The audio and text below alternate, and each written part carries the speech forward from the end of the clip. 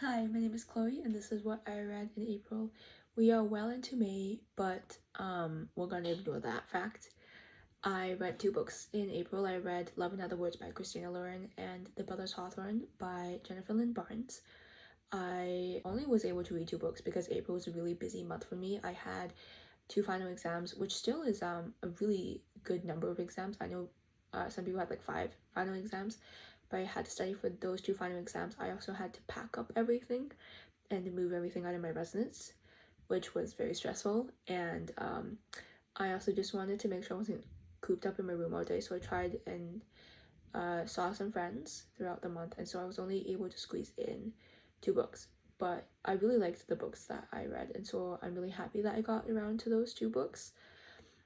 Also, there will be spoilers.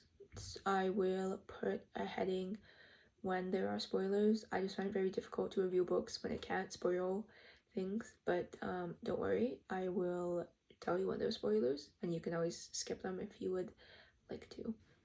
So the first book that I read was Love and Other Words by Christina. I give it 4.25 stars. I thought this was a super cute book, and I read it really fast, and I really just was so enamored by this book. I needed to know what was happening. Like I picked it up Tuesday in the afternoon. I started Tuesday night, read for a couple hours. I got maybe halfway, and I finished it Wednesday while I was making lunch, and then also while I was eating lunch, which I never do. I never read while eating, just because I'm really scared of getting food on my books because they're from the library. But I don't know what kind of drug was put into this book. I was obsessed. I needed to know what was happening. There's two timelines. So there's a timeline from when the main characters Macy and Elliot are, I think, about 13 to when they're about 17 or 18. So it's kind of like chronicling their teenagerhood, and then the second period is when they're in their 30s, and it's been a while and they haven't seen each other since when they were 17 or 18. And it's friends to lovers, second chance romance. I love friends to lovers. I believe that friends to lovers is better than enemies to lovers, and I will die on that hill. I hate second chance romance. I am a firm believer in the fact that if you dated someone and you broke up with them, you broke up with them for a reason, and you shouldn't date that person again, because if there's a reason you broke up, there's probably a reason why you should stay broken up. However, I think it was okay in this book just because they didn't exactly break up in a sense when they were teenagers, and also they were just kind of dumb, and it was just a really big miscommunication, and not miscommunication, more like no communication. So I think it was like kind of excusable with this book. It wasn't as annoying, I guess. I think it helped that they had definitely matured by the time they were in their 30s. I really loved their friendship when they were teenagers because they're really open about certain things, especially things that like really taboo or uncomfortable to talk about. Like they talk about masturbation at some point, and yeah, I'm glad that they were really open with each other about this kind of thing. However, they were also very jealous of each other's friends, which I really didn't like. I'm not a big fan of jealousy. One thing I really liked about this book was that they have a specific quirk. Like the one in this book was, "What's your favorite word right now?" And they would ask each other that, and then they would give a word based on what their favorite word was at that time, and it was based on how they were feeling or what stage of life they were in, and it changed every time. And I think that was a really good, quick way of sort of expressing how the characters felt in that moment. Maisie got engaged to like a man in 3 months, and he was also quite in his 40s, I think, so there was a significant age gap, which was interesting. I wish that we got to see more of Elliot's family, because Elliot came from a big family. I think he had 3 brothers and a much younger sister, and his parents were just incredibly wholesome and loving and like a nice big warm family, and I wish we got to see more of that dynamic and just more of that family in general.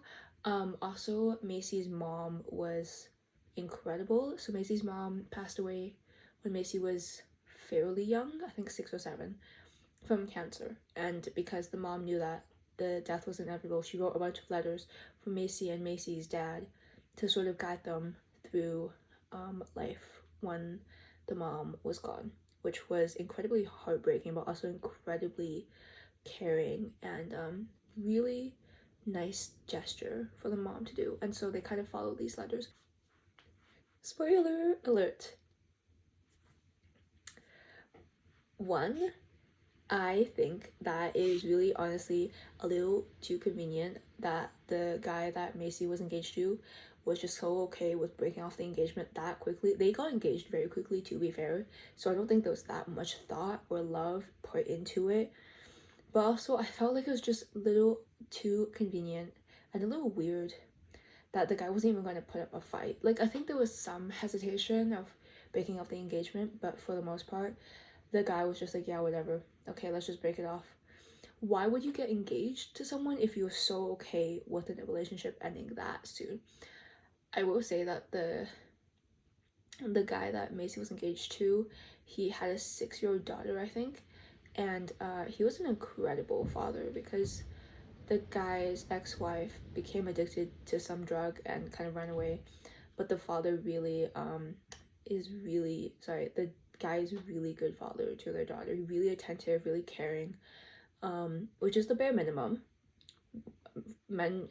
Fathers should be fathers, the bare minimum, but it was just so nice to see a healthy father-daughter relationship in a book. I don't believe for a second that Elliot didn't know that Macy's dad died by a car right after she found out she was being cheated on.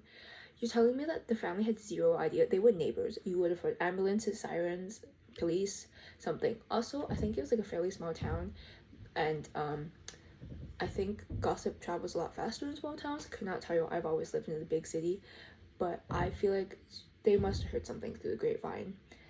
There must have been something. Zero clue is a bit far-fetched. They must have had like an inkling of an idea. My biggest pet peeve was that Macy believes that she was cheated on, which is fair because she did see Elliot on the ground. I believe he was naked or half naked. And this friend of Elliot's, Emma, was on top of him, and they were like lying on the ground, and Macy had always been a little jealous of Emma, and I completely get why she jumped to that conclusion. I would have done the same. However, one thing that really pisses me off is that they never discussed it, which is also understandable because Macy believes she was cheated on. If someone I thought cheated on me, I also wouldn't entertain a conversation. And also Macy was super traumatized after her father was killed so suddenly. However, I think they should have at least communicated something. Elliot also deserved so much better. He deserved so much more because he was raped, sexually assaulted, taken advantage of, whatever you want to call it. He was raped. Elliot was drunk, out of his mind, and he was so in love with Macy, and Emma decided to take advantage of that and him. She had sex with him while he was, I don't know if he was unconscious, but he was drunk. He cannot give consent, and it pisses me off. And it's not discussed at all that Elliot was taken advantage of, he was raped or whatever, like sexually assaulted, and that he didn't choose to have sex, but instead he was drunk and taken advantage of. I saw a review that said that it was so sad that Elliot chose to have sex with Emma. Let's make this clear. Elliot did not choose anything except to get drunk and call Macy. It was not choice that he was raped. It was not his choice to have sex with Emma. I don't even know if I don't think he even was aware that he had sex with Emma. It is not his choice. He didn't choose. This is not a choice he made. And this entire thing is completely brushed off. No one talks about the fact that Elliot was taken advantage of. And I think this could have been a great conversation about the fact that men and boys can also be raped. They can be taken advantage of. They can also be sexually assaulted. It goes both ways. But it's completely brushed under the rug, and I think it pissed me off. I think this is also maybe why Elliot was so scared of physical intimacy. And partially it could be the fact that he was waiting to do it with Macy and that he could only bring himself to do it with Macy, but I think also being raped must have contributed to his fear of physical intimacy. But overall, I really loved this book and I would highly recommend it. I think it's so cute. The second book that I read was The Brothers Hawthorne by Jennifer Lynn Barnes. I gave this 4 stars, and this is the 4th book in the Inheritance Games series. We all thought it was a trilogy, and Miss Barnes decided to capitalize off of it and write a 4th book, and Honestly, I would do the same. If I could capitalize off of anything, I would capitalize off of it. I read the third book about a year ago, and so I basically forgot everything, and so I was slightly confused throughout the entire book. Basically, this time we have Jameson and Grayson's perspective. It's dual POV, and they each have their own storylines, and then it also flashes back to when they're younger a couple of times, which was a little confusing, but we got through it. I will say I preferred Grayson's storyline a bit more than Jameson's, just because I liked Jameson's, but there's something about Grayson's that just felt a lot better. I like that he was really exploring family. So was Jameson to an extent, but I like the way that Grayson was, his personality and his life was explored. It was a little bit tiring to go back and forth, but I'm glad that we did have the two perspectives rather than just one perspective. I'm also very glad that we didn't do Avery's perspective one more time, because I think I would have gotten tired of Avery. The fact that all of these Hawthorne brothers have insane daddy issues is crazy to me. I am a firm believer in therapy, or therapy like things like meditation and whatnot. If you are that filthy rich, you can afford a good therapist. I'm asking for a 1 hour a week. Just take an hour out of your week and just talk to a therapist, because all of these boys have daddy issues to some extent. They all have mommy issues. They have granddaddy issues. I think if they just like talked to someone for an hour a week, they would be a lot better. My favorite character for this book was Acacia, which is Grayson's half-sister's mother. I think that Grayson lived with Acacia for like a year. His parent issues would just be a little bit healed, because Acacia is a genuine angel. She is so kind and caring about Grayson. She is really great to Grayson, even though Grayson is technically the product of Acacia's husband's infidelity, but she doesn't like use that against Grayson. In fact, she really cares for him. She recognizes that he's a child, and she is okay with Grayson getting to know his half-sisters, so Acacia's daughters. She is okay with in some ways protecting Grayson, because she is just such a good person. She's just trying her best. I loved her so much. I also loved Grayson's half-sisters, Gigi and Savannah. Gigi's a little stupid, but it's kind of like comedic relief. It's a little annoying at sometimes. I think Jennifer Lynn Barnes kind of toes that line of annoying and funny. She toes that line. And Savannah is very similar to Acacia in that she's just very protective, and so I like to see that. The Hawthornes are so conveniently rich, which I know is kind of the whole point of them, but Grayson just had this black card and every single problem was solved. But yeah, I really liked Grayson's storyline. I think Jameson's was also really good. I don't like Jameson's dad. I think he was rightfully the black sheep of the family. Why are you manipulating a son you never had? And there was a character called Zella. I really liked her. Still don't really understand who she was, but I enjoyed her scenes.